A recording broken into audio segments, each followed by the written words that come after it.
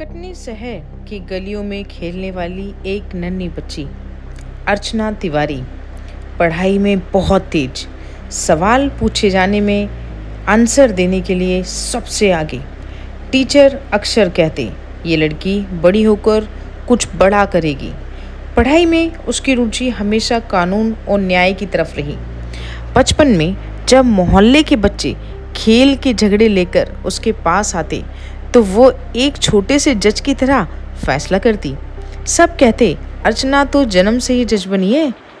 माँ हर पूजा में भगवान से यही दुआ मांगती, मेरी बिटिया एक दिन जज बने और दूसरों का इंसाफ करे। इंदौर में रहकर अर्चना जज बनने की तैयारी कर रही थी। बहुत खुश थी, बहुत अच्छे तरह से वो पढ़ाई कर रही थी।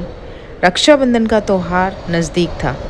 उसने सोचा कितने दिन हो गए भाइयों से मिले, इस बार ज़रूर घर जाना है। उसे वहाँ पर रह के पढ़ाई में मन तो लगता था, लेकिन घर वालों की याद बहुत आया करती थी। उसने सोचा इस बारी क्यों ना घर जाकर भाइयों के साथ रक्षाबंधन बनाया जाए। उसने नर्मदा एक्सप्रेस का टिकट बुक किया। बैग में किताबें रखीं, साथ में राखी भी रखी। दिल में खुशी थी कि भाई की कलाई पर राखी बांधेगी और माँ के हाथ का बनाया खाना खाएगी। पर किसको पता था ये सपना सपना ही बन के रह जाएगा। रात 11 बजे बॉगी B3 में उसकी सीट थी। ट्रेन इंदौर से रवाना हो चुकी थी। अर्चना ने माँ को फ़ोन किया, माँ ट्रेन भोपाल पहुँच रही है, चिंता मत करना, सुबह तक कटनी पहुँच जाऊँगी। माँ की आवाज़ में सुकून था। ठीक है बेटी, जल्दी आना, सब तेरा इंतज़ार कर रहे हैं। इसके बाद मोबाइल बंद हो गया। बॉगी में यात्री अलग अलग बातें कर रहे थे। किसी ने ताश निकाली, कोई सो रहा था, कोई बाहर अंधेरे में झांक रहा था, कोई आपस में बात कर रहा था। कुछ लोग फैमिली के साथ भी ट्रिप पे निकले थे, वो लोग आपस में बात कर रहे थे। अर्चना ने नोटबुक निकाली, उसमें कुछ कानूनी नोट्स लिखे। अचानक सामने बैठे एक आदमी ने हल्की सी मुस्कान से पूछा, आप पढ़ाई कर रही हैं? अर्चना ने बस सिर हिलाया, लेकिन उसके दिल में हल्की सी बेचैनी उठी, क्योंकि उस आदमी की निगाहें सीधी आंखों में नहीं बल्कि कुछ ज़्यादा ही गहरी थी। सुबह सुबह कटनी स्टेशन परिवार इंतजार कर रहा था। ट्रेन आई, यात्री उतरे, पर अर्चना नहीं उतरी। अर्चना की फैमिली को लगा शायद सामान ज़्यादा होने की वजह से वो ट्रेन में ही होगी, या फिर उसकी आंख लग गई होगी, तो इसलिए परिवार वाले ट्रेन पर ही चढ़ जाते हैं। वो बॉगी तक पहुँचे। उसकी सीट पर बैग, किताबें और राखी रखी थी, पर अर्चना कहीं नहीं थी। सबके चेहरे पर सदमा था।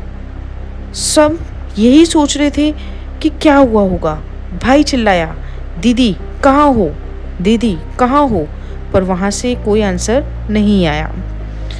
तभी पुलिस को बुलाया गया, क्योंकि संदेह हो रहा था फैमिली को कि कुछ अनुचित तो नहीं हो गया उस लड़की के साथ। पुलिस को बुलाया गया। गार्ड ने कहा, भोपाल स्टेशन पर मैंने उसे देखा था, जैसे किसी से मिलने जा रही हो। एक यात्री बोला, रात को वो एक आदमी से बात कर रही थी, अजीब सा आदमी था। दूसरे यात्री ने बोला, वो टॉयलेट की तरफ गई थी पर लौटी नहीं, मुझे नहीं पता। CCTV फुटेज चेक किया गया। भोपाल स्टेशन पर अर्चना कैमरे में दिखी, लेकिन उसके बाद कुछ नहीं। मोबाइल लोकेशन भी बंद हो गया। पुलिस भी अभी तक नहीं समझ पाई है कि क्या हुआ आखिर अर्चना के साथ। बस कुछ थ्योरी सामने आई है जो बनाई जा रही हैं। क्या वो गलती से गिर गई? क्या किसी ने उसे जबरन उतारा? क्या वो खुद किसी राज के चलते उतर गई? कुछ दिन बाद गवाही आई। किसी आदमी ने गवाही दी, रात करीब 1 बजे मैंने अर्चना को देखा। एक आदमी एक लड़की का हाथ पकड़कर उतरा था, शायद वही लड़की थी। पुलिस ने शक की सुई उस अजनबी पर टिकाई, लेकिन CCTV में चेहरा साफ नहीं था। पुलिस ने काफ़ी कोशिश की, लेकिन वो उस पर्सन को नहीं पहचान पाई। माँ का रो रो कर बुरा हाल था। मेरी बेटी जज बनने वाली थी, भगवान उसे लौटा दो। बस माँ एक ही बात बार बार कहे जा रही थी। भाई गुस्से में था। पुलिस कुछ क्यों नहीं कर रही है? मोहल्ले में चर्चा थी, अर्चना जैसी समझदार लड़की अचानक कैसे गायब हो गई। अखबारों की हेडलाइन बनी, जिसे बनना था जज वही हुई ट्रेन से गायब। आज भी 10 दिनों के बाद भी अर्चना लापता है। पुलिस की फाइलें खुली हैं, लेकिन जवाब कोई नहीं। क्या वो जिंदा है? क्या किसी बड़ी साजिश का शिकार हुई, या किसी ने उसकी मेहनत और सपने को बीच रास्ते में ही कुचल दिया? ये कहानी हमें याद दिलाती है, कभी कभी जो दूसरों को इंसाफ देने वाला होता है वही खुद सबसे बड़ा रहस्य बन जाता है। अर्चना तिवारी, वो लड़की जिसे सबने जज की कुर्सी पर देखना था, आज भी लापता है। और लोग अब भी यही कहते हैं, जिसे बनना था जज वही हुई ट्रेन से गायब। धन्यवाद। ये मेरी पहली स्टोरी थी। प्लीज़ सपोर्ट कीजिएगा। Thank you.